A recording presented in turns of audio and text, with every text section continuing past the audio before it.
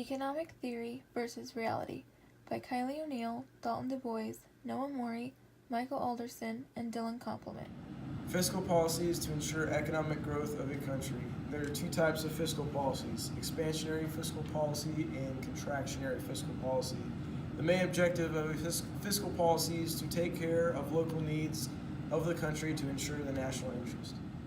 Tools of monetary policy. The goals of monetary policy are to promote maximum employment, stable prices, and moderate long-term interest rates. The main tools of monetary policy are discount rate, reserve requirements, and open market operations. These three tools of monetary policy affect the amount of funds in the banking system.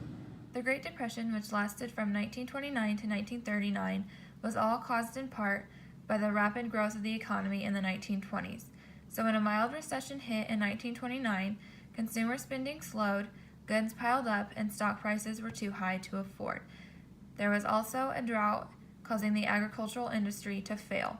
Because of this, over 30 million shares were traded within 5 days, causing a stock market crash. Shares became worthless, unemployment rose, thousands of banks had to shut down, and people lived in panic with no food or money.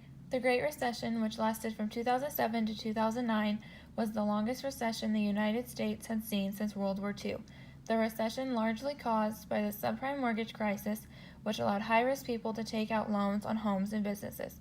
The economy had also hit a high leading up to 2007, and large banks, real estate, and stock market companies invested so much that when the recession hit, most went bankrupt and failed, leaving the people who also invested in shares broke, which caused thousands to lose their homes. GDP fell by 4.3%, and unemployment skyrocketed to 10% in 2009.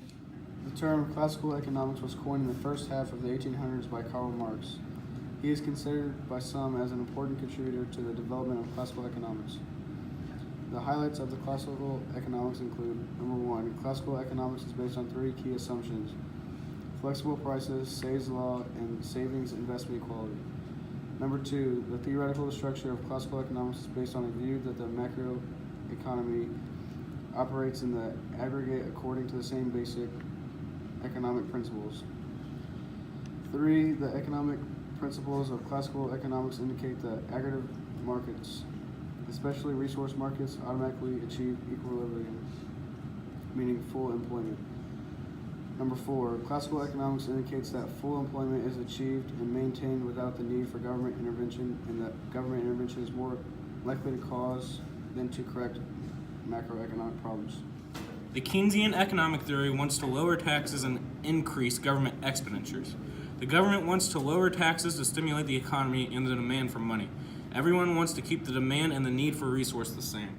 To solve the debt crisis, our group decided that classical economics was the best way.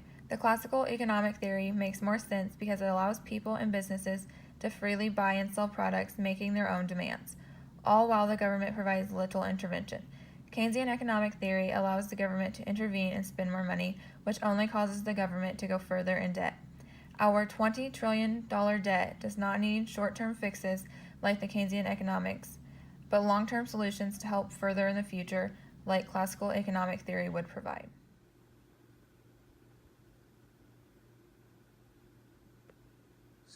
The right explanation for how the economy works, you pursue policies along that line, you're going to have a constructive economy.